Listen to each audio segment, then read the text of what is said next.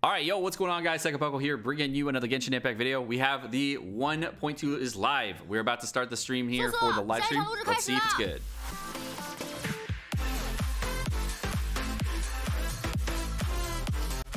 I gotta go bottom right again. 你知道关于杜陵和这座雪山的事吗？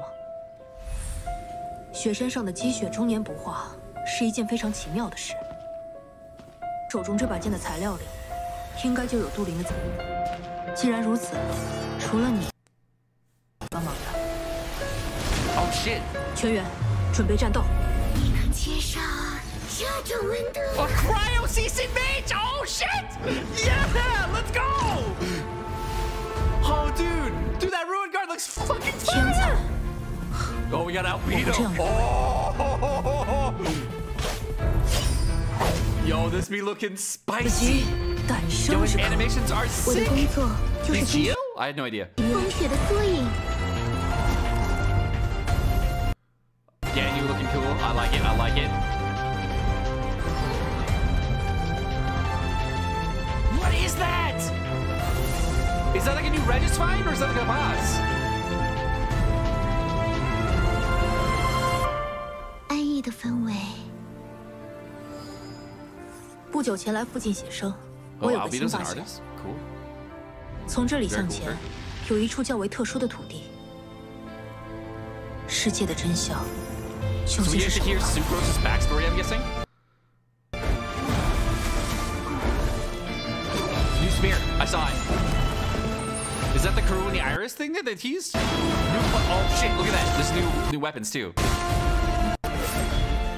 Oh dude, look at that craftable. That's the craftable, right?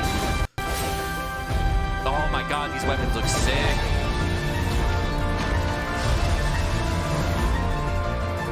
Okay, Electro. Whoa, Hypostasis challenges. Okay. 我与他的相会，真的是一件好 New 事 weekly 吗？ boss, maybe? Yo, I'm excited. I want to learn more about Sucrose. Maybe Sucrose is on the banner. The Chalk of the Prince and Dragon. Okay, so the new weapon is called the Chalk of the Prince and Dragon. There's a new 1.2 Lost Riches. I believe this is like the thing that we're talking about. The Hypostasis Symphony. This is going to be a brand new event, it looks like, for the new Hypostasis. You got books out of it. The drop rates are tables right here, it looks like. And then there's going to be a Marvelous Merchandise returning, I guess. There's also going to be the Frost-Bearing Tree, which is a catalyst. New wings that go along with those as well. And then in the mountains, this is going to be a new quest or possibly like a new storyline. Dragon Spine Spear. That thing looks fire. That's what we saw. It's a 4-star weapon.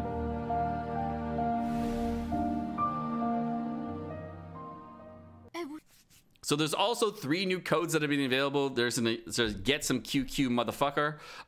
5 kids are driving a vehicle going durr, and then Fossil eat a dick. Mihoyo, I don't know why you're so rude to us. That's so mean, bruh. Why you gotta do this? All right, here we go. Albedo.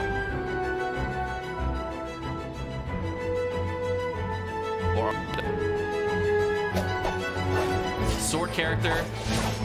Those animations are fire.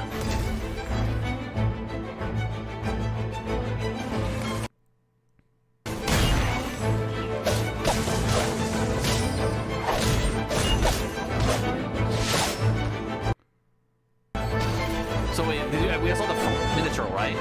Is that a giant miniature? Yeah, it is. 我是阿贝。 All right, so let's go ahead and go over Albedo a little bit. So the resources that you need for Albedo, according to this website that no one ever uses ever, and the link, of course, is at the description below, is going to be, potentially the flowers that you get over in Mondstadt, you know, the ones that you use for vent. Cecilia's, thank you, Chad. You also need the Sam Churl scroll thingies and, of course, Geo stuff for them. Apparently, it's a 5-hit attack, of course, and I'm not going to look at the ratios because they're probably going to be very different. The first ability is called Solar Isotoma. It also has the following properties. When enemies within the Solar Isotoma field take damage, the Solar Isotoma will generate transient blossoms which deal AoE geo damage, and damage is dealt scales off Albedo's defense. So he is going to be a defense-based character. Transient blossoms can only be generated once every 2 seconds. When a character is located at the locus, or the center, basically, of the solar isotoma, the solar isotoma will accumulate geopower to form a crystallized platform which lifts the character up to a certain height. Only one crystallized platform can exist at a time. The solar isotoma is considered a geo construct. Hold to designate the location of the skill. So there's a hold skill and as well as a use skill. Cool. They last for 30 seconds-ish, and they base off defense. Looking at Albedo's ultimate, under Albedo's command, the Geo Crystals surge and burst forth, dealing AoE Geo damage. And if Solar Isotoma is created by Albedo himself in the field, 7 Fatal Blossoms will be generated in the Solar Isotoma field, bursting violently into the bloom, dealing AoE Geo damage. The Tectonic Tide damage and Fatal damage will not generate Transient Blossoms. Potentially just scales off attack, looks like. For Albedo's passives, Albedo crafts a weapon so he can actually get Ascension materials to double the product, apparently, when weapon Ascension materials, so that's Pog. Transient Blossoms generated by Albedo's Genostar deal 25% more damage to enemies who are 50% or below, so he's more of an execute style character. And then using the Rite of the Protege Tectonic Tide, which I believe is the ultimate ability, increases the elemental mastery of nearby party members by 125 for 10 seconds. I don't know, but I bet you the 4 stars we want, like Bennett. There's something there. Oh, here, Ganyu.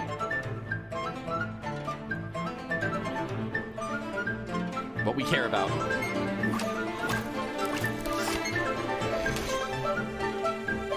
Damn. I know you guys are thinking it too. I'm thinking it. What? Whoa. It explodes? Wait. Her charge attack explodes AoE?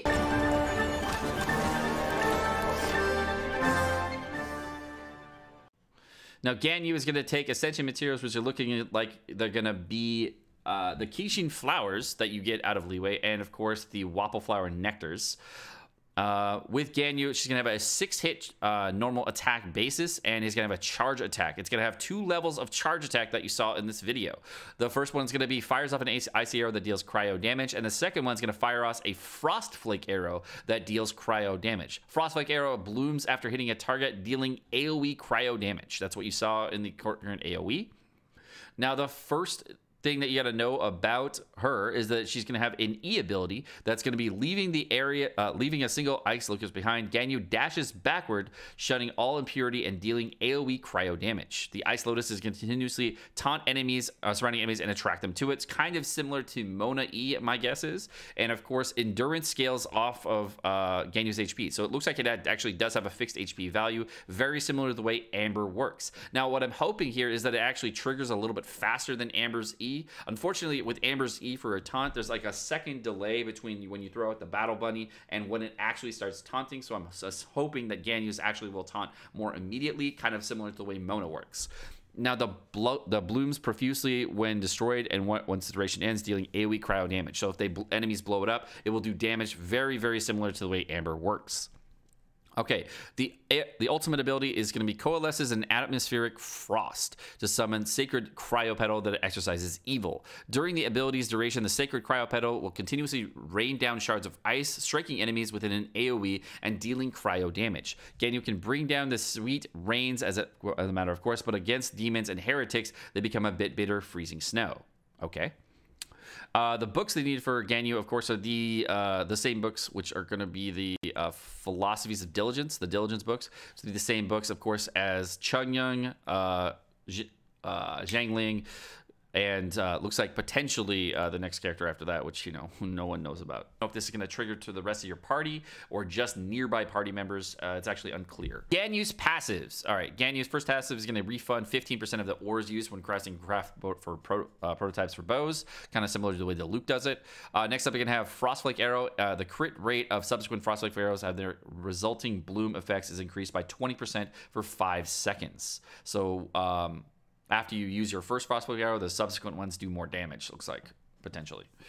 The Celestial Shower gains 20% cryo damage bonus to active party members in an AoE. So basically, if you're inside the Celestial Shower, which I believe is the ultimate ability, that is going to increase cryo damage by 20% for everybody in the field. So that's cool. First one for the Constellation is taking damage from a level 2 charge attack Frostbite Arrow or Frostbite Arrow. It decreases enemies' cryo resistance by 15% for 6 seconds, which is an amazing Constellation. A hit regenerates 2 energy for Ganyu, and this effect can only occur once per charge shot Flake Arrow, regardless of it. So you can, once you fire your Fire Frost Arrow, you get the energy back. Trazel of the Qilin has 1 additional charge. That means that on her second Constellation, she's actually going to get a second charge of her E, which makes her insanely viable. So that's great. Enemies standing within the AoE of the Celestial Shower increase damage, and this effect strengthens over time. The increased damage check-in begins at 5%, and the increase by 5% every 3 seconds for a max of 25%, and the effect lingers for 3 seconds after they leave the AoE. And final Constellation, using Trail of Qilin causes the next Frostfleck Arrow shot within 30 seconds to not require any charging. So C6, you basically, if you're using Trail of the Qilin, which is going to be your E ability, that allows your Frostfire Arrow to not actually take a charge. So you can basically fire off an E, then use your Frostfleck Arrow, and then of course use another E from your second Constellation and do another charge attack. So this becomes a very strong ability at C6. Her damage and overall kit as well as playstyle are going to change dramatically at that point. That's insane. All right. In 1.2, we're going to have some new areas being available. They're going to be listed here. And each of the new areas potentially could have new domains and other challenges as well as chests unlocked behind. Also going to see 2 different new enemies that are coming out. Of course, we can see the Minotaur here that is going to be available. It's more of a Frost Minotaur. And of course, the Frost Season Mage that is also going to be popping off. It's also going to be, it looks like this new Samturals that are going to be available for the game. Looks like Frost Samturals. And there's a new Gold Moroferret potentially. And there's going to be a brand new version of a Ruin Guard. Now, the list of things it says here, in extremely cold environments, the state will accumulate quickly. Now, when the cold state reaches the upper limit, the characters will quickly lose their health value, and some small props cannot be used. You also can, some behaviors in the environment will accelerate the accumulation of severe cold states. So I'm guessing if you touch the water or if there's a new blizzard that comes around, that will add extra states to it. Because there's a new cryo mechanic that's going to be out there, there's going to be new pyro areas or little fire areas which will help you lower your cryo status. Very similar to the way it works in other games when you have the cryo status afflicted to you. You have to stand near a brazier or whatnot that is going to be fire. There's also going to be 4 new areas being added to the game. Things in the mountains, the Tree of Winter, the Hummock Teeth, I'm not sure how to say that, and finally the Snowberry Capital. There were these things that were like out in the world, and you melt them to get them done. I'm not sure why. Potentially, it could be something to open a path or do something else in the world, but not quite sure. They're also going to be adding in 2 new items that you can win them at the Row of Red Jade in the Winter Tree Exchange for a reward. The first item is going to be an exothermic bottle, and the second is going to be the Fruit of Winter. Both for the service to Winter Level Tree 4, you can get for drawing paper manufacturing props for thermal photo, and for level 10 you can get the magical device Winter Tolerance Fruit. All right, this one says collect dragon teeth and materials to build new weapons. New 4-star weapon is going to be the Dragon Spine Spear. You also have to find clues and explore secrets in the Snow-Buried Capital, and these are going to have the Snow West Star Silver. There's also a teaser for Rosario, which is sick, and she a waifu, yay. Looks like there's also going to be some Sucrose story mode, as well as some kind of lab that's going to be around for Sucrose that's going to be available. And one of the most notable things that we saw in this adventure was, of course, the new sword event. And then this new sword event, you can see we get this new, I believe this is a 4-star sword that we're going to get. We're all going to get it for everybody completed this. And there's going to be new crystals that are going to be available, kind of very, very similar to the way the official event worked. The new Crown of Seihojo is going to be available, and there's going to be a brand new type of enhancement ore, it looks like. The enhancement ore was a mystic enhancement ore up here that I couldn't really see what it was, but it looked pretty cool. And there was also a lot of hero wits, exchange manuals, and of course books that go along with this. There's 2 new artifact sets that are going to be added to the game. The first one is the brand new Cryo Set. The Cryo Set is going to be a 2 set piece bonus that's going to give you 15% ice elemental damage. The 4 set piece bonus is going to be attacks under the influence of enemies of ice or cryo are going to have their crit rate increased by 20%. Now this is very similar to the Cryo Resonance that gives you an additional 15% critical chance when they're using 2 cryo characters, and Kaya's C1 that gives him 15% overall crit chance if they are affected by cryo. Now, this is actually just going to add that on top of this, which means that so you can go more of a crit damage route when going with your cryo characters, which is very good.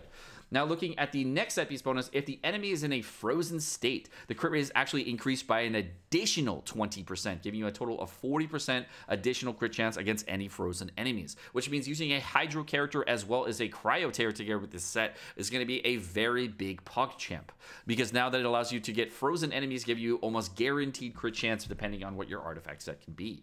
I would say if you're going to be building a Cryo character, using him with a character like Barbara in order to give a frozen status consistently would be a great way to go. All right, next up we have the Hydro set, which is going to be a 15% elemental damage bonus to Hydro, and within 15 seconds after popping your E ability or your elemental skill, the damage caused by Hydro normal attacks and charge attacks is going to be increased by 30%. Because it's increased by 30% and you get a very nice damage bonus from it, you're going to get a huge bump for any type of Hydro character. This is going to put Mona as well as Childe at the top of the list for characters that can actually do a large amount of damage, and it's definitely going to be their best in slot set because you're getting two different types of damage. You're getting a total of a maximum of 45% overall damage, which would make this, of course, better than the retracing Bolide set for any normal or charge attack build. So if you're looking to build into a retracing Bolide set versus this set for either Childe or Mona, they will of course do much better with that set. Now, if you are looking to do an ultimate damage rush build with these two sets, of course, what I would suggest for the Hydro set is I would go with a 2-piece set bonus with the Hydro set, and of course a 2-piece Noblesse Oblige if you are looking for the maximum possible damage you can get for your ultimate ability or your Q ability.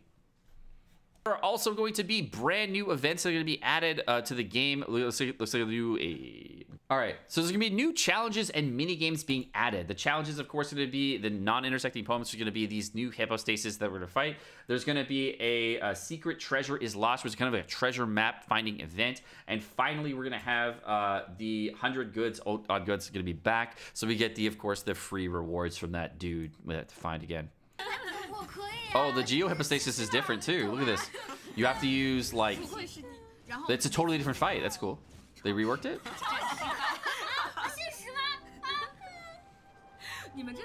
Alright, the animal hypostasis fight is way different too. Look at the animations. They're way different. There's also going to be a brand new pet that's going to be added to the game that looks like it follows you around. And of course, you can get loot from the areas that it brings you to, and they also have these new ancient coins that come along with it. There's also going to be some new things out in the world that allows you to get extra loot on these pets. So if you do want to use the pets and try to get some loot out of them, this is a great way to go. There's also going to be some new missions going to be enough for story, which allows us to get new rewards, and of course an entirely awesome exchange shop that's going to be tied to this as well, giving you hero wits, mystic enhancement, etc. There's also, this is part of the treasure hunter event that's going to be coming out a little bit later, so potentially we can have some really cool rewards from this treasure hunting style event. And you can see there's challenges and other things that go along with it in order to give us more drops and rewards throughout the entire event. The challenges, of course, are going to involve killing enemies, etc., just like every other type. We also have new friend messaging systems that you can add in DM your friends. There's also going to be a new camera system that you can add for a new gadget, and with the emotes, and let's make thumbnails 1,000,000 times easier. There's also the new auto loot system for artifact domains, making it so that you can actually get all your artifacts in there. And finally, of course, the thing you really care about, which is going to be the brand new way of getting all your free Acquaint Fates. But that's going to do it for this video. My name's Sekapoko. Thank you for watching. Hope you guys enjoyed this video. If you guys did enjoy the video, of course, like and subscribe, all the fun stuff, and you guys have a great rest of your day. Peace.